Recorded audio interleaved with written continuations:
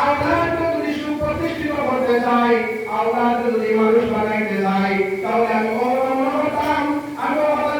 জানতাম বলে আমার মহল্লা